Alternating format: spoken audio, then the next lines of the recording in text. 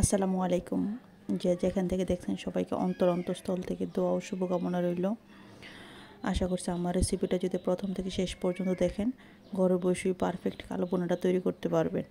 আশা করছি আপনাদের কাছে অনেক অনেক ভালো লাগবে।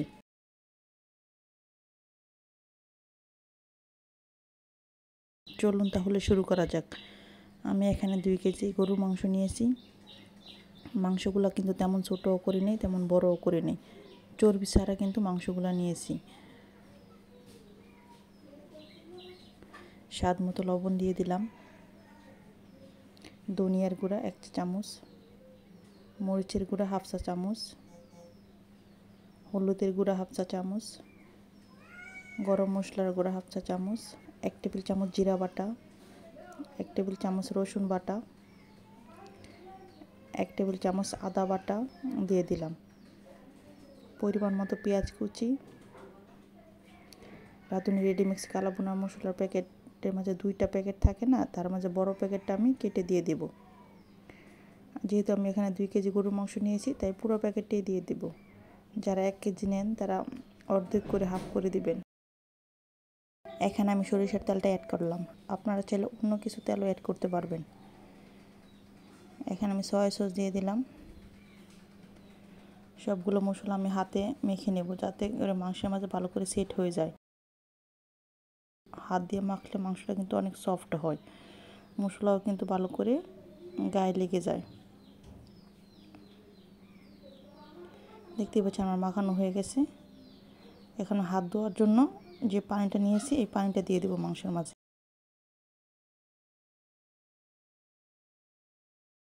এই পানি দিয়েই কিন্তু মাংসটা কষানো হয়ে যাবে।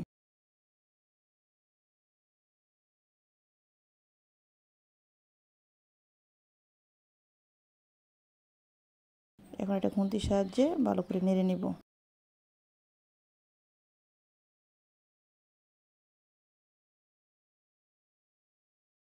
এখন চুলায় চলে আসলাম, চুলায় আগুন দিয়ে দিলাম, ঢাকনা দিয়ে দিলাম। দেখতেই পাচ্ছেন আমার কিন্তু কষানো হয়ে গেছে। অবশ্যই খেয়াল রাখবেন যাতে নিচ দিয়ে না লেগে যায়।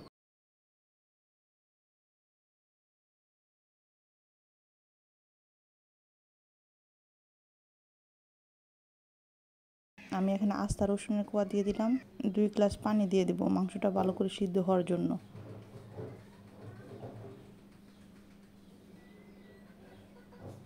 পানিটা যেন মাংসের উপর হয়, তাহলে মাংসটা ভালো করে সিদ্ধ হবে।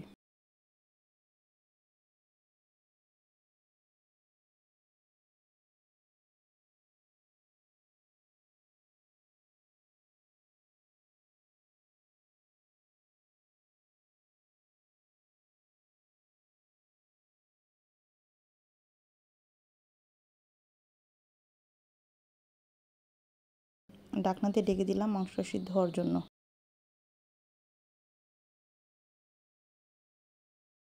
দেখতেই পাচ্ছেন আমার মাংসটা সিদ্ধ হয়ে গেছে, উপর দিয়ে তেল বেশি আসছে। এটা খুন্তির সাহায্যে নেড়ে নেব যাতে নিচ দিয়ে না লেগে যায়। যদি মাংসটা লেগে যায় তাহলে কিন্তু খাবারের স্বাদটা নষ্ট হয়ে যাবে, অবশ্যই খেয়াল রাখবেন। কালো ভুনা মশলার প্যাকেটের মাঝে 2টা প্যাকেট থাকে না, তার মাঝে ছোটো প্যাকেটটা দিয়ে দিলাম। এখন এটা খুন্তির সাহায্যে ভালো করে নেড়ে নেব মশলাটা মেশানোর জন্য।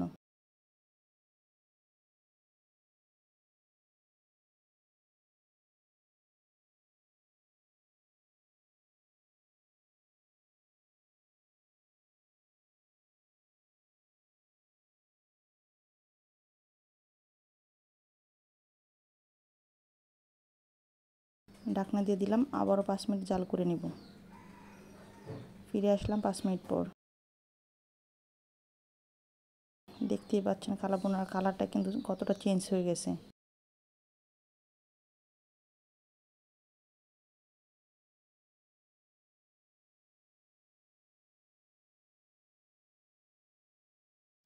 এখন বাগার দিয়ে দিব। আমি বাগারের জন্য সরিষার তেলটা অ্যাড করলাম, আপনারা চাইলে যে কোনো তেল অ্যাড করতে পারবেন। পেঁয়াজ কুচি, রসুন কুচি দিয়ে দিলাম পরিমাণ মতো।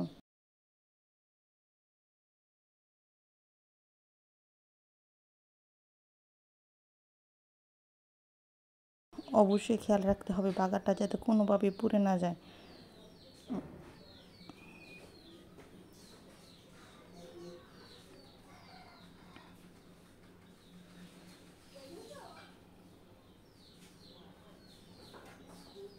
এটা খুন্তির সাহায্যে অনবরত নাড়তেই হবে। এখানে আমি কিছুটা পেঁয়াজ বেরেস্তা রেখে দিলাম পরিবেশন করার জন্য।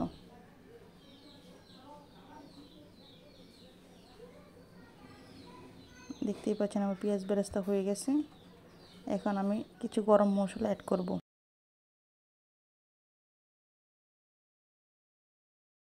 শুকনো মরিচ, এলাচ, দারচিনি, তেজপাতা, লবঙ্গ, আস্তা জিরা অ্যাড করলাম।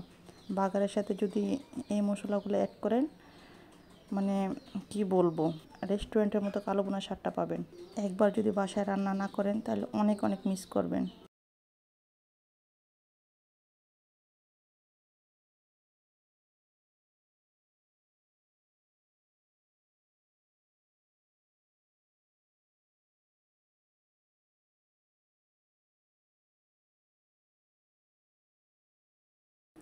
অবশ্যই খেয়াল রাখবেন গরম মশলাটা যাতে পেঁয়াজ বেরেস্তা যাতে কোনোভাবে পুড়ে না যায়।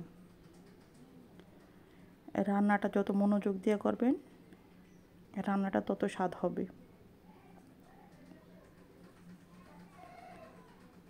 দেখতে পাচ্ছেন আমার বাগার দেওয়া হয়ে গেছে।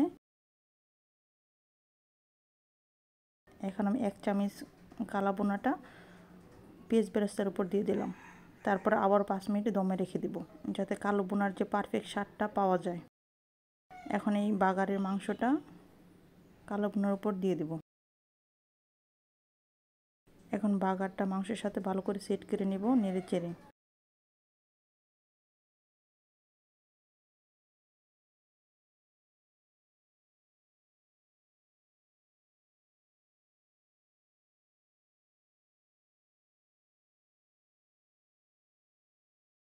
অবশ্যই খেয়াল রাখবেন যাতে নিচ দিয়ে না লেগে যায়।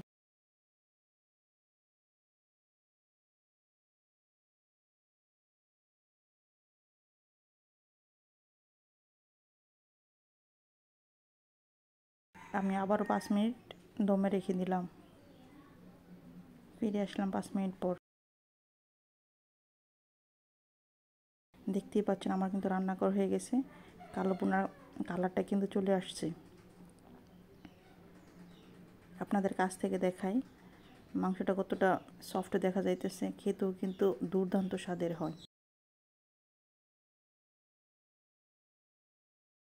আমার রেসিপিটা যদি প্রথম থেকে শেষ পর্যন্ত আপনাদের কাছে ভালো লাগে থাকে অবশ্যই আমার পাশে থাকবেন। এখন আমি পরিবেশন করব। আশা করছি আমার রেসিপিটা আপনাদের কাছে অনেক অনেক ভালো লেগেছে। বাসায় অবশ্যই একবার ট্রাই না করলে বুঝতে পারবেন না যে কালো বোনাটা রান্না করলে যে এত স্বাদ হয়, এটা অবশ্যই বাসায় রান্না না করলে বুঝতে পারবেন না। যারা ফেসবুক থেকে দেখছেন তারা আমার পেজটা ফলো দিয়ে দিবেন। যারা ইউটিউব থেকে দেখছেন তারা আমার চ্যানেলটা সাবস্ক্রাইব করে দিবেন।